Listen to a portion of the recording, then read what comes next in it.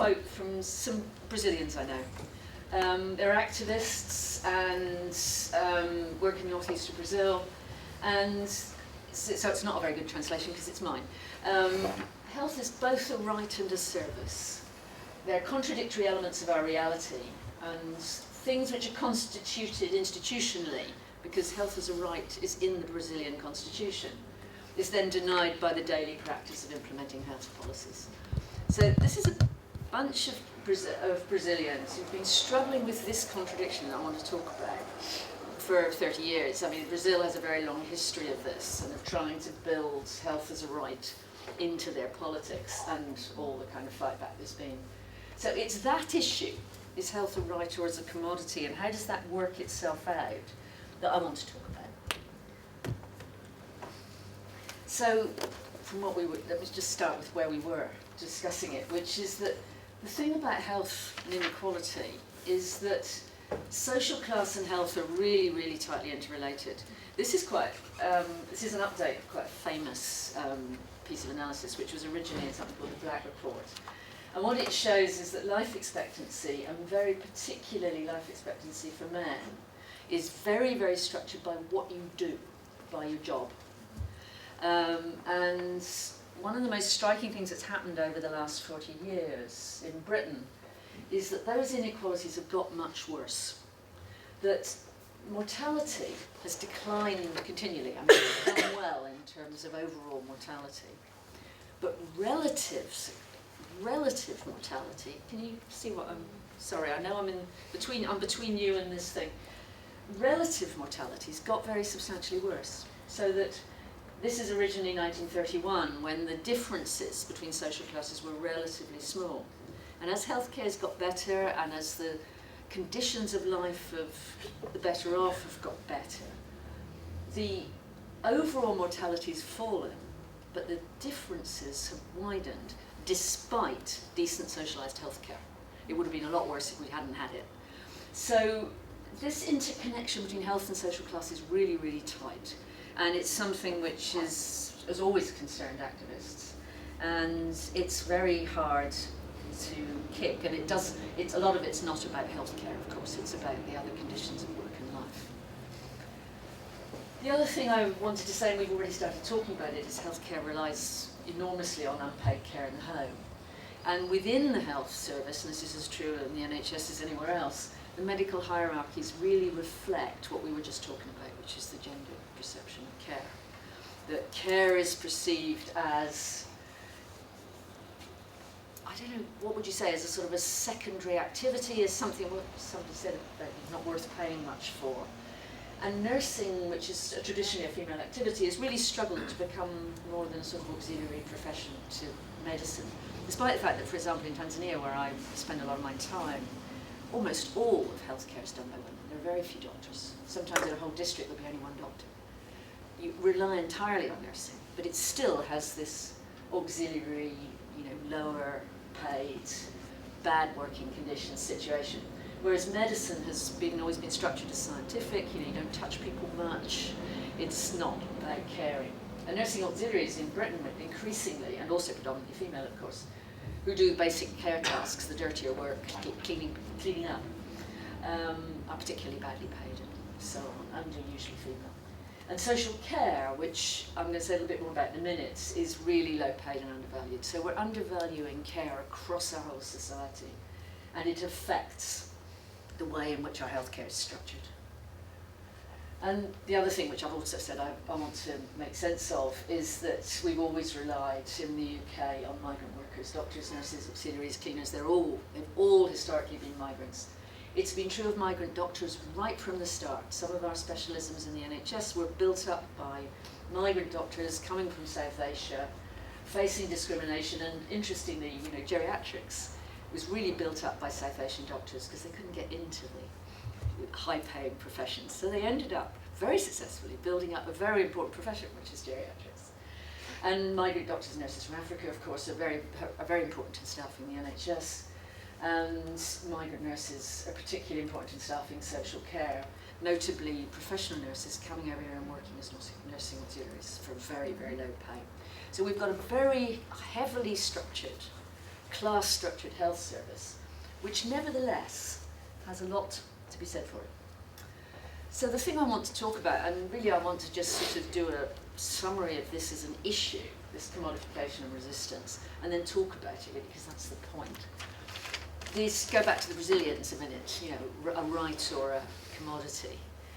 If you think about UK healthcare and the kind of political economy of it, then it's a constant battle between these two things, between trying to create healthcare as something that people sell or have to buy or don't get, and on the other hand, resisting that, trying to create a socialised medical system which is free and available to all. So pre-1945, what you had was essentially you paid for treatment. It was a fee-for-service system. That's what we call it, fee-for-service. There were very high levels of exclusion. There were very limited public health measures. There was some national insurance for outpatient care called a panel, but it was very limited. There were some big voluntary hospitals, you know, like the NGOs of today. You see this very like you see in lower middle income countries today. There were a number of municipal hospitals. Some of them were very good. London was better than the average. Some of them were appalling. They were the old workhouses, and frankly, they hadn't improved much.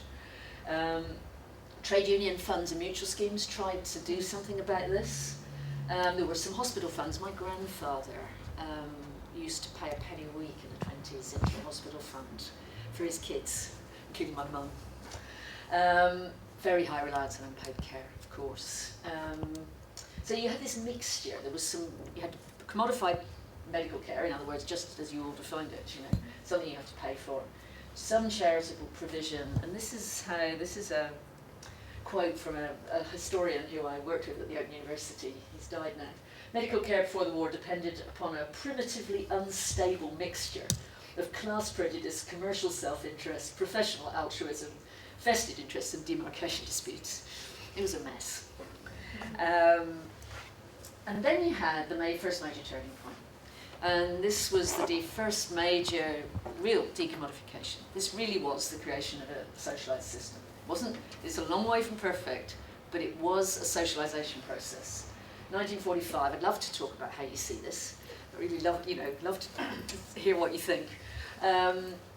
We weren't alone. I mean, there were many initiatives like this across the globe. The thing about war and economic collapse and so on is that governments of any kind of goodwill often use creating health services to try to reunify. And 1945 was no exception, not just in Britain. And there was a major decommodification of medical and healthcare because it created access pretty much free at the point of use in 1948, a commitment to universalism, and funding from general taxation. It was pretty revolutionary at the time, and it was hugely fought over. As you probably know, it was a real political dogfight. And in the end, it was a compromise, like all these political dogfights. There were very sharp limits, I'm sure you know this, to decommodification. The GPs remained as independent practitioners, paid on capitation, i.e. you're paid according to the number of people that you have on your books. And consultants kept their private practice, including their private practice within NHS hospitals. And Aaron Bevan, who was the, I'm sure you know, was the minister at the time, said he stuffed the consultants, stuffed their mouths with gold, that was right, in order to shut them up, in order to get the system to happen. But it was a really revolutionary thing to do. And this is what the spendings look like ever since. I'm sorry, I could not get this visible. It starts in 1950. I'm going to go over here and wave. It starts in 1951 over there, and it goes up to 2010-11. And so that first dotted line is about 68, and the next one's about 74. So what you can see is that for the first few years, the top one is the share of central government spending on health as a share of gross domestic product, in other words, the sort of total production in the economy, total income in the economy. And as you can see, that share of spending on health actually fell in the 1950s. It rose in absolute terms. The bottom one is the absolute amount, you know, with inflation taken out of it. It's the absolute amount of government spending on health. And that climbed slowly in absolute terms, but the population's growing too, of course. But in share of GDP, it fell. And then there are a number of changes, and I'll come back to those as I get to the different turning points. This is really the first one. Let me go back one if I can persuade it to do this. Yeah. The first turning point I want to talk about is actually the 1980s and 1990s, the Thatcher years, really. And this is, if you start from that dotted line and you kind of move along a bit, the first drop there in the share of health to GDP is the 70s economic crisis. And then the slow decline after that, there's a rise and then a slow decline after that. That's the 1980s and early 90s, which is the Thatcher years. And you can see that the absolute spending pretty much leveled out in that period. And so really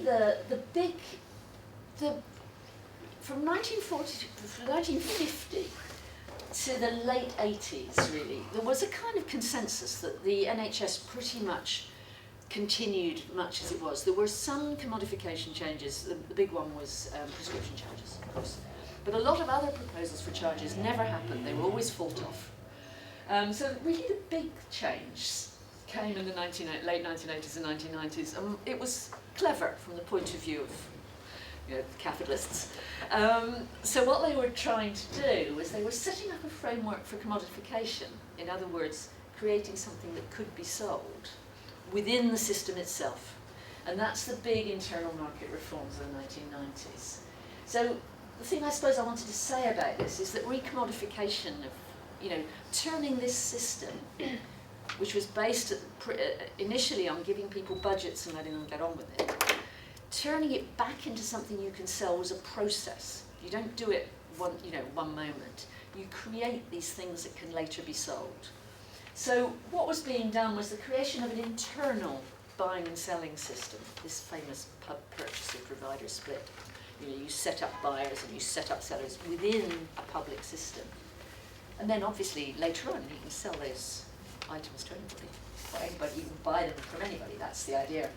Setting up hospitals as semi-autonomous so that they had they bought and sold their services. They sold their services for money.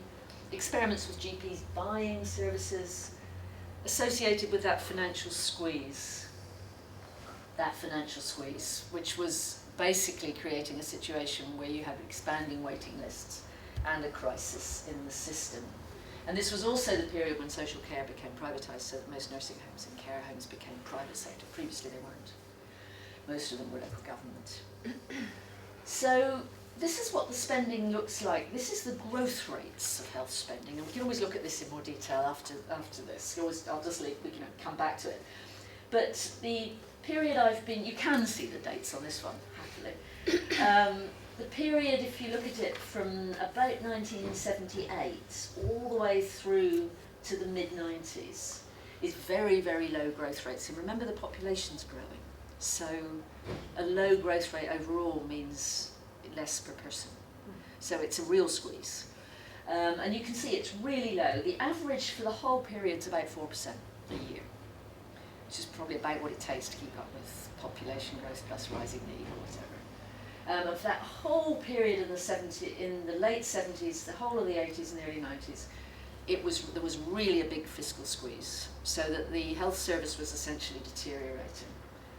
I'll come back to what happened later in a minute. What you then had was the 2000s, if you like, starting in 1997. That's the next turning point. What happened in 1997, I think, is very interesting, which is that this is the Blair years, and they're really, for healthcare, they're really contradictory in economic terms. On the one hand, you had Gordon Brown, who started off by trying to think, well, should we move to an insurance system? And he did an investigation of this and decided against it. And what he then essentially did, go back a slide, was he generated a huge rise in spending on the NHS. He almost doubled it. In the Blair years, the spending on the NHS went up by, in real terms, not allowing for inflation, in real terms, went up by about 95%. In other words, basically, what Gordon Brown did is he doubled the spending on the NHS, which took us somewhere close, I'll show you the figures in a minute, to the average for rich countries. Not quite, but pretty much. And the effect in terms of the quality and satisfaction with the health service was absolutely dramatic. It really soared. So that's the good bit. Then there's the rest of it. At the same time, and you can see this as a Brown-Blair division, probably rightly, at the same time they went on with the process of internal commodification, with creating these things that can be sold. And they also started to contract with the private sector, the real private sector. So independent treatment centres, ITCs, were paid premiums over the NHS to compete to provide operations that were regarded as routine, things like cataracts and hip operations, and some of the experience was pretty bad. They consolidated this internal contracting, so with primary care trusts buying all the services, many more fee-for-service payments. They tried to create the same in mental health and failed about half a dozen times. And they also famously did the private finance initiative, so there was a huge amount of investment, but it was done through the private sector, pushing a lot of debt into the future. And there was a complete and total failing by Gordon Brown, total failing to come up with a way of socialising funding for social care, which is still entirely privatised and a huge disaster. So it's a very contradictory story, the 2000s. I think it's very interesting. We could talk about it. And we ended up, this is 2013, the thick line is the United Kingdom, and this is total health spending as a percentage of gross domestic product. And it's basically the higher middle income and rich countries, it's the OECD countries. And we're kind of about halfway up, which is, given that we've got a fairly inexpensive way of providing health, because it's still essentially socialised, and that makes it cheaper, it's about where we probably should be in terms of actual spending, not in terms of what we get for it necessarily. Then you get the coalition government. This is the final turning point in political economy terms, a full-scale effort to commodify the system and start privatising it. It's been dramatic, and it's built, there's absolutely no question about this, on the Blair side of the Blair-Brown years. There was a coalition and then the Conservative government. It came in the wake of the banking crisis, which was used as an excuse. So what you had was, let me just go back to the growth rates a minute. A huge decline in spending on the NHS. These are the growth rates, remember. So enormous drop, 2009, 10, 10, 11, and if I had more of that chart, that decline would go on. So very big shift in, a huge drop in absolute spending per person and in growth of spending. Big shift to privatisation. The Lansley Bill famously took away the NHS to public health. In other words, it no longer has a commitment to provide public health for the whole population. That's probably the single most important removal of a right. Remember, I started with rights versus commodification. Well, the Lansley Bill was they took away our rights because we have no constitution, but written into the NHS constitution was its duty to provide comprehensive health services for the entire population. The Lansley Bill abolished that right. We no longer have that right in our legislation. That was the single most important thing. In addition, it has a slew of regulations, and it's famously they're as high as your head. They enforce or seek to enforce commercial market mechanisms, including on the GP contractors. What am I doing for time? About 5 more minutes to talk? Yeah. They've been selling assets, of course, and once you sell assets, as we know from housing, it's very important, very difficult to get them back. You end up with assets in the commercial market, you can't afford to use them anymore. A big push for contracting of clinical services, which has been pretty much a disaster. We could talk about those. Privatisation of the back office support functions of the NHS, forcing GPs to use, PricewaterhouseCoopers or whoever, for their back office functions. A huge fiscal squeeze, which I've mentioned. And as a result, the rise of labour disputes unhappily. Public campaigning against closures, some of them successful, see Lewisham. This is what's been happening very recently to spending. This is the most recent kind of charts I could find in a hurry. This is public and private spending. It's not NHS spending on the private sector, I'll get to that.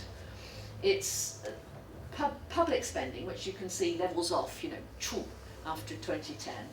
And private spending, which, reflecting the economic situation, hasn't actually increased in absolute terms. And this includes things like people buying prescription charges. That red bit is people putting money into dental charges. So it's things that weigh on everybody. But it also includes some buying private healthcare from private hospitals, but not very much actually. And then this is the hip and knee story. I'm nearly done. The hip and knee story is an example of what happens when you start commodifying and then you proceed. This is the volume of NHS-funded hip and knee replacements, volume, right, numbers, by provider type. And you can see it's starting in the Blair years, 2003, 4, 5. You start to get some of these independent treatment centres doing some of them. And then this goes on, and as we go into the coalition years, more and more of these things happen. What's interesting about this is behind this there's an interesting story. Because if you take the country as a whole, over these years, the number of hip and knee replacements that are being done hasn't changed. It's pretty much the same. And we know that because we know that from the people who make the hip and knee joints. So you know how many of these they're selling. And pretty much it's steady. What's happened is that private providers are doing many fewer of them for private payment and many more of them for NHS payment at a premium over the cost of NHS replacements. So we can talk about that. But that's the hip and knee story. So private providers have moved from selling them to the better off to selling them to the NHS at a premium. So there you go. Commodification is a story of many parts. And this is the continuing social care disaster. As more and more people need social care, because our population expands and we've got quite a lot of people with dementia and so on, social care funding is still declining. It's still dropping. If I'd had more years, it would just go right on down. Behind this is a huge amount of misery and unhappiness and really severe problems of appalling care. It's a terrible story, and it's driven by the fact that what the government has done in order to maintain roughly, in absolute terms, the NHS funding is that they've basically, as you no doubt know, slashed local government funding dramatically. And social care is funded by local government. It's a disaster. So, just 5 minutes to sort of finish up. Go back to my Brazilian friends at the beginning. There's a long history of looking at this issue about what's a right and what's a commodity. And famously, there's a guy called Carpoloni, a Marxist, writing in the 1940s. And what he was thinking about in the 1940s was the roots of fascism. And what he argued was that things like land, labour and money, and I know you were talking about land last week, which is partly why I thought this might be interesting, are really, they're not real commodities. They're fictional. They have fictional elements. Capitalism constantly tries to commoditize them to turn them into things you can sell. And in doing so, it undermines the operation of capitalism itself. It undermines the system it's trying to sustain. And he called it a double movement, this constant fight between socializing and commodifying these things. Basically, what I and lots of other people have argued is that healthcare is really exactly the same. It's another fictional commodity that is subject to this same double movement. If capitalism tries to completely commodify it, it undermines the capitalist labour market, undermines the reproduction of labour power. But when it becomes socialised, it then starts fighting the socialisation again. So that you get this constant social battle. And ironically, the people who are trying to sustain socialisation in some ways are trying to sustain capitalism. So there's this internal complication about healthcare. It's a classic. And basically you can't fully commodify healthcare without creating huge social upheaval. And historically, you can see that right across the world. So left-leaning governments have always seen decommodification of healthcare, rightly, as a core role for the state. But whether they can do it depends fundamentally in every country in the world on social movements. which is the Brazilians' problem. Two more things, back to my kind of obsession with the international. This double movement is global. It's going on all over the world at the moment. And in broad terms, it mirrors what's happened in the UK. And this is absolutely global. In the 1960s and 1970s, there was a real commitment to socialisation of healthcare and the building of health systems right across the world, associated with decolonialism, with building new states, and with progressive politics across the world. In the 1990s, there was a huge pushback internationally, the big multilateral institutions, the big capital involved in healthcare, enormous pressure to move away from socialised healthcare. You saw it right across Africa. And as a result, an enormous fight back locally and internationally. This has been some of the major political pressure in the world, actually. And from 2010 onwards, there's been a sense that internationally the progressive politics were winning, but possibly not here. So that's an issue. We're kind of out of step with that. So China, for example, is going through a major socialisation of healthcare process, absolutely huge right now. While we're doing something the opposite. And finally, this is the last slide, to just come back to the migrants. I started off by saying this is about social class, it's international. There's a huge process of international migration associated with healthcare and care, and people who migrate are really at the sharp end of these contradictions. They experience the contradictions we're talking about in political economy terms as personal life disasters. So their working conditions, people who migrate, working conditions at home are often appalling. Some have explicitly gone through training that they can only use abroad because they have to recoup the money. But the Philippines is a classic of this. They leave their family members to be cared for by others. They face discrimination and disadvantage here, interacts with the disadvantage of people they're caring for. So the care homes are being supported by disadvantaged people, many of them migrants, and many of the people being supported are also the most disadvantaged. There's a dreadful interaction of forms of international and national disadvantage at the bottom of our care system, which is in a paid care system. The struggling health systems in Africa lose their best staff, but movement is a human right. This is complicated, and the NHS doesn't compensate the systems it leeches. And Olympics 2012, there are fightbacks going on. Danny Boyle, made a point that Cameron had to sit through, which was quite nice. That's what I have to say. Thank you.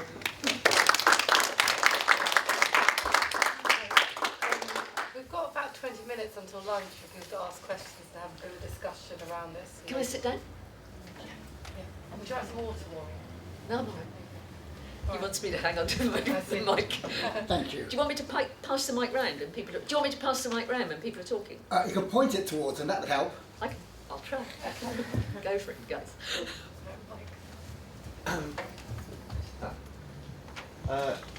I made a film about carers a couple of years as part of my MA documentary filmmaking, and one of the things that really come up for me is that the capitalism doesn't want to support people who aren't economically active, and then you get people who are supporting people who also aren't economically active. So they're at every level there's no actual profit to be made. So it's just like the system completely ghettoises these people, and shows to me how actually fundamentally I don't actually think it can provide in the form that we have a system of care where human need is put above profit, because it just seems that fundamentally it opposes that ideal. Because if you begin to actually pay for the amount of care, if you did actually pay for the amount of care, the external costs of managing capital. I mean, if you only look at environmental costs, which are just kind of basically saying that, if you took into account all environmental externalities, then no business could make a profit. If you also took into account all the aspects of care that was needed, then further removal of profit, so that then you enter a system where any business isn't going to be able to, wouldn't make a profit. And I just wonder what your thoughts are on that. Do you see what I mean? Yeah. I mean, the thing that I suppose strikes me about that is that's what people said about the NHS. You could have written that statement, possibly shorn of the environmental bit, and just put it in the mouths of all the opponents of the NHS. I think we have to really watch it with that kind of view. I mean, I agree completely about the ghettoisation issue. I completely agree that what's happening is the most disadvantaged people are being paid peanuts to look after the most disadvantaged people in conditions which really shame us. That's what's happening. But the idea that we couldn't afford to do better is a really dangerous one. Oh no, not arguing. What I'm saying is, I don't think capitalism can provide. So we need a completely different form of an economic system to provide that meets human need rather than based on profit. I just think the profit dynamic means that you cannot. There's someone behind you who wants to. You cannot meet. Let me leave someone else to join in. Don't worry about that. Right. This one's good. You'll have to come forward a bit. Okay. Okay, Ruby's got it. Right. I'm the chair of a Quaker care home, which is run not for profit. And we do require residents coming in to show that they can pay the fees for the first 3 years. A lot of them are living for a long time. We had one resident who lived to the age of 110 and only died last year. And what happens increasingly is that people run out of money, and then they have to be funded by social services, and we often have to make up the difference. And the difference can be as much as £200 a week. And we've managed to do that, and we've managed to keep the place financially viable. The big threat that we've got at the moment is that the council is bringing in a new commissioning system where you have to bid for so many beds. We're bidding for 5 beds, and the reason we're having anything to do with this is because if we didn't, social services would say to our residents who are running out of money, you're on your own. It's a completely vile situation. We knew that before the government talked about local authorities being able to impose a 2% increase in taxation locally, that social care in Bristol was facing cuts of 40%. We still do not know how much social services are going to pay per bed. And that's the position we're in. But actually, we have been financially viable because we do not have to pay profits to shareholders. And you are paying proper, you've moved the wages up, haven't you? Yes. Not the pay. Yes. Yes. We've been trying to ensure that our staff all get not Osborne's living wage, but the proper living wage. So we've been doing that over the last 3 years. And we were told by inspectors last year that it was the best care home they'd inspected for 6 years. So you don't have to run something that is low standard just because you don't have bagfuls of money. Just one thought on that, which is, one of the reasons for the disaster in care is the corporatisation of the ownership of the care homes. And that's not an inevitable situation. A lot of them are selling them anyway at the moment.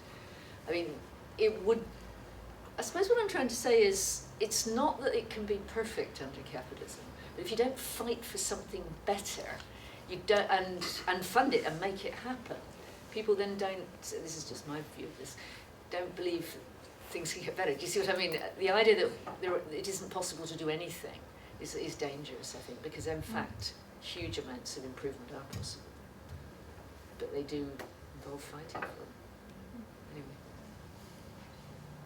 Well, did you have something? Hi, yeah, I was interested by what you were saying about the insurance scheme that your father paid into. My grandfather, yeah. Your grandfather, sorry. Yeah.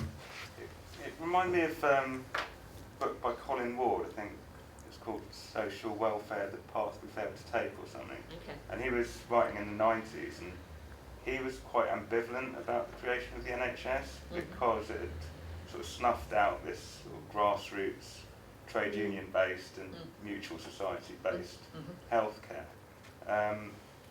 And the creation of the NHS was good in many respects, but now we're faced with the problem that the state has control of it and the state is taking it away from us.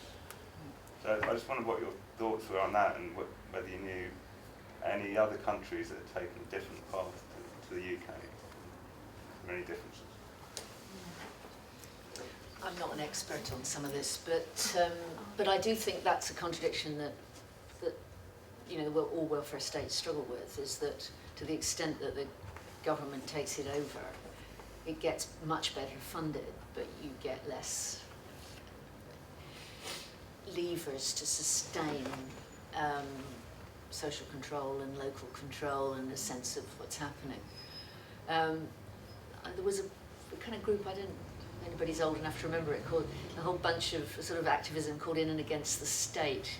You didn't? No, I think I'm the only person old enough to remember that particular social movement. But it was a bunch of people who worked in government in different forms, but who were arguing for much more popular kind of organising within the state.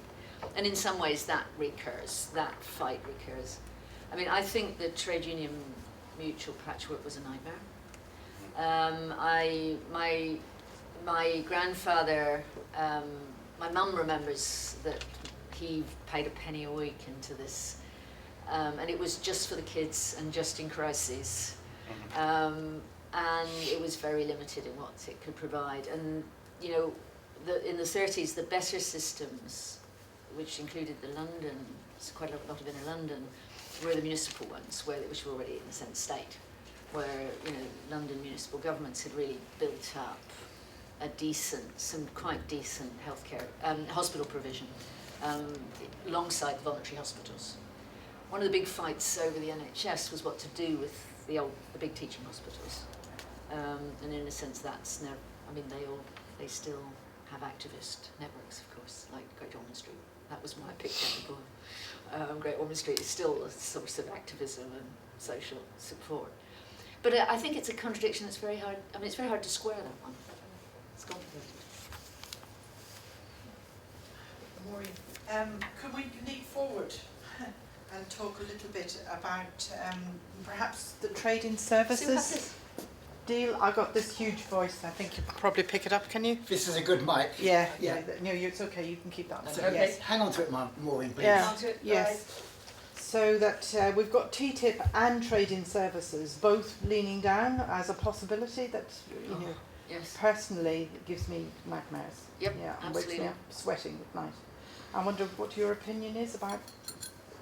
About TTIP, Yeah, and TISA as well. the trade and services. Yeah. Yes. I mean, I think they're both nightmares. What's the T? It's the. Well, Sue, why didn't you do it? You're, Okay. The trade-in services is a partner. You know that there's a whole group of new trade deals that are being orchestrated by America, and they're all being driven by big multinational corporation people, so that trade-in services is a balancing deal to do with the Pacific Rim and European and Canadian deals, whereas TTIP deals with things, anything you can drop on your foot. Yeah. Whereas TISA is for everything else. and they're both big multilateral trade deals. And they are rewriting the rules of trade, and they're putting this ratchet into place, which means you can't go back. You know, because to go back you have to compensate at massive levels. So that means that there's only one direction of movement. That's what they're trying to do. Absolutely, that's what they're trying to do. I mean, there's a long. I have a a friend I've done books and all sorts of stuff with on healthcare called Meri Koivusalo, who is a long-term NGO activist, but also a Finnish government advisor. She's Finnish, from Finland, and she's been writing stuff for years called trade creep, which is, the idea of ways in which international capitalists, who tries to use these trade deals to eat into the space for non-commodified provision and socialised provision of services and goods. And the TPP is one of the latest and worst. It's being fought over at European. It's one of the reasons, in many ways, I think we shouldn't leave the EU, in the sense that we're one of, it's being fought over at the European level. And one of the things about the European fight is that the Scandinavian countries are all quite hostile to that ratchet effect. I mean, there's some chance it'll get taken out, I think. Although our government, of course, is entirely in favour of it. It's actually perhaps if we left it, the Europeans would do better. I don't know. But it's, in principle, it builds in a mechanism whereby if you once put health services into the deal, that you then have to allow competition for the services by private providers throughout the system. Isn't that under EU legislation as well, though? That would be a European trade deal that would build it into the European legislation. At the moment, they can't force us. Okay. Well, because my understanding, correct me if I'm wrong, there's already EU legislation that prevents sort of the renationalisation of stuff there has to be competition. It's like anti-monopoly. It's like Article 26 or something. As far as I know, British healthcare isn't included in that. Oh, right. As So far it's as I just know, other I might be wrong about that because I'm not a trade expert. Yeah, do you know? No, I've just got a question. That's as far as I know. Because I think I was reading about it in relation to renationalisation of rail services and steel and stuff. I didn't know if it extended as well to healthcare services. As far as I know, we haven't yet put healthcare into that deal, but I don't trust them an inch, so maybe I just don't know. I think when it comes to steel and rail, I think people have very much overstated how much Europe's interfering, because when it comes to rail, most of domestic rail is exempt from all these rules, and it's only cross-border, like freight, that they've so far really opened up to competition, Right. and not really in the UK. I think that's right. I mean, I think that we have a lot of space under the EU rules to exercise economic management of our different sectors of the economy. I think it suits the government very well not to use it. Mm. So, do you think that these trade deals in themselves are a force that will increase commodification within public sector provision? Yes. Mm. Yeah. And isn't that just the logic of capitalism? That this is my point that I was trying to make earlier, that the logic of capitalism pushes us towards a situation where everything becomes commodified and no human need just becomes completely out of the equation. That's why it cannot meet, fundamentally, will not and cannot meet the needs of the population and continuing growth in population and ageing populations. I do remember I spent a lot of my time outside this country. I do think we have to be careful about those statements. I mean, we're living in a country with, a lot of deprivation at the bottom. But from outside, we live in a rich, privileged, safe bubble under capitalism. But there's huge inequality in this country. Under capitalism. Huge inequality in this country. I know, Health of people I'm wages are really low I'm aware of that. in relation. In relation to people here, not in relation to people I spend a large part of my life with. I mean, it is important that we live in a privileged. I mean, I'm not saying that you're wrong about the inequalities. I'm just saying that we kind of need to see where we are. I mean, the difference is, the world I live in the rest of the time in Tanzania is on a different planet. But that's like saying we shouldn't worry about, food banks here because there are people starving elsewhere. Like, No. surely that's... No, what I meant was we can and have done things about a lot of the elements of deprivation. That the NHS happened. According to that logic, it couldn't have happened. That's my problem. No, it only happened because there was a huge social movement pushing for that to happen against capital. That's my point. Capital is I agree with capital dictates. It reduces everything. Whereas if we have the opposite, we can have a system which meets human need. Sorry, Let's do that's some just.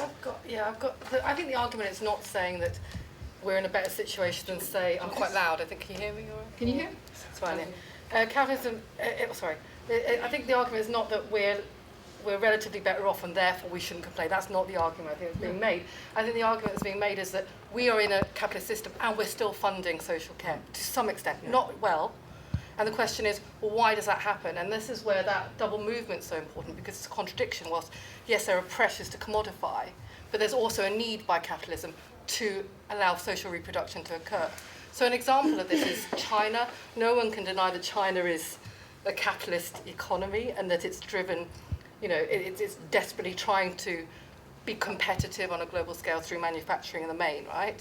And everyone says, well, China is able to do this because of low wages. But that's not actually true, because if you start to look at garments, say in South Africa, and you look at the garment industry in South Africa and the garment industry in China, it's true that the private wage is totally different.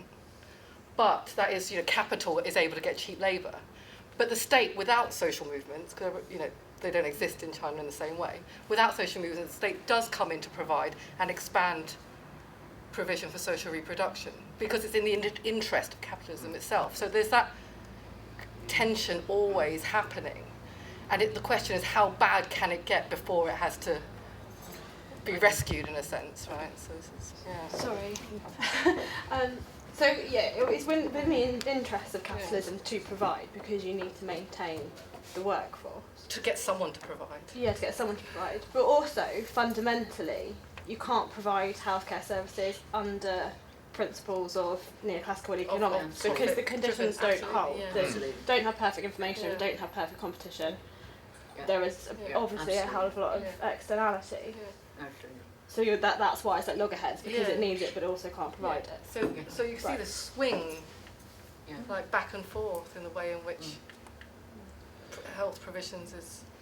You've had a question for ages. Yeah, it's quite a specific kind of question, but you've said a couple of times that the government has been paying a premium for private for private providers to do something that the NHS could do cheaper. Under what logic is that happening? Why is that? I don't understand.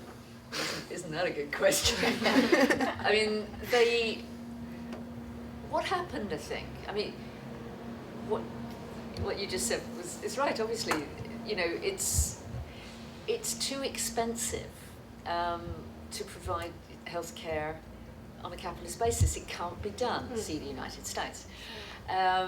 So, what the Blair government did was it wanted to introduce competition. It had this thing about, commodifying and competition, and that would be better. So it picked things that you can commodify more easily than others. Actually, it's not true, but that's what they thought, which is, hip operations. Actually, it was a nightmare. But private providers refused to do it, of course, at NHS rates, because almost by definition you can't make money that way, because that's the point. And it's a higher risk. So in order to get them to work at all, they had to pay them more. And for quite a long time, as my memory, and I'd have to go back and look at this, but my memory is that they denied it. And eventually there was a parliamentary question, and they'd instituted the Freedom of Information Act, which Blair then regretted. So we discovered, and there's a good book by Colin Lees where they did a huge number of Freedom of Information requests and then went through what had happened to the independent treatment centres. And they were paying a premium because otherwise they couldn't get the private sector to do it. So, no, invest in public facilities and do it cheaper. But have they? So it looks like they still believe that they need to be paying that premium to get this competition to happen, by which they pay for something more expensive than what they would otherwise be able to. I think the logic's changed now. What they now want is private sector healthcare. So they no longer. The Labour government was deeply, and this is just my take on it, you'll all have your own takes, but I mean, it was deeply contradictory because they did also want more people to get hip and knee operations, and they did also want not to expand the public debt.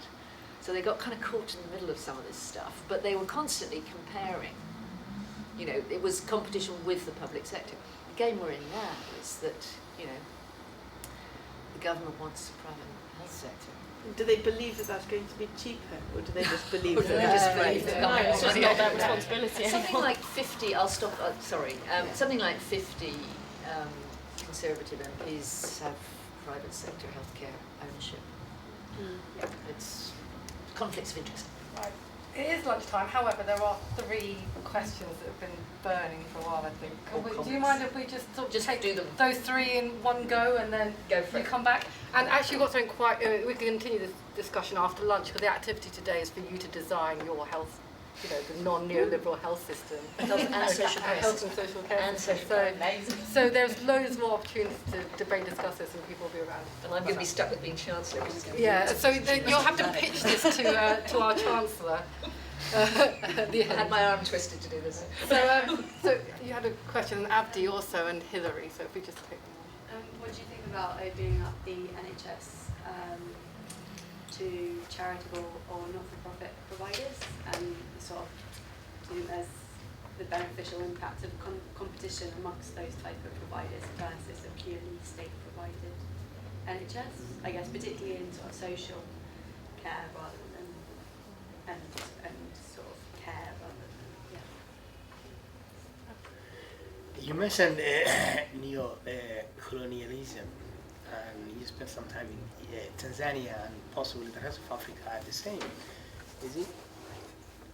Am I actually understanding that still these governments in Africa, they have been imposed as systems that are not culturally, are not compatible with their cultural system that they have there?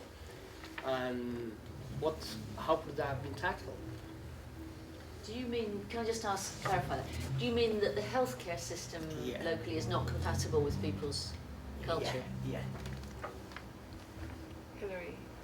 I just wanted to say that we've got a classic example in Bristol of how an intermediate treatment NHS centre has gone badly wrong financially for the public, because Care UK runs an ITSC out at Emerson's Green. So it's a block contract, they get paid to do so many operations, and because people would prefer to be treated by the NHS, they've actually had a massive underspend, and they have been paid £7 million for doing nothing. And that's how it works. Yes. Just very quickly. I mean, charitable providers are better. There's absolutely no question. They're better on average and in general. What tends to happen when they have to compete with the commercial sector is that they either lose, that's happened all over London, or they are forced to behave more like a commercial sector. So the difficulty, I mean, I think I mean, it relates to what you were saying, really. I mean, I think a more diverse socialised sector would be better. The issue is how you protect it from the commercial pressures. So that it's that, you know, you were talking about a different version of the same thing. Healthcare and culture.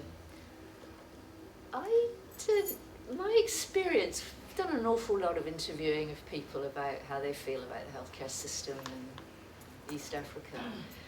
I think people think that the biomedical healthcare system is something they have the right to, and it's theirs. This is the third generation, fourth generation of Tanzanian doctors and nurses. It's entirely staffed by Tanzanians. People also use herbalists, and increasingly you get both in Tanzania and Nigeria, you get a very strong interaction between the scientists working on herbal medicines and new phytomedicines and so on, and the biomedical system. I don't think, in general, people think that biomedicine isn't something they want access to. I think they think they've got a right to it, just like us. That's my almost universal experience. I know some people who resist some of it for good reasons, just like we do, actually. But I don't think it's true that somehow this is something which is incompatible with culture.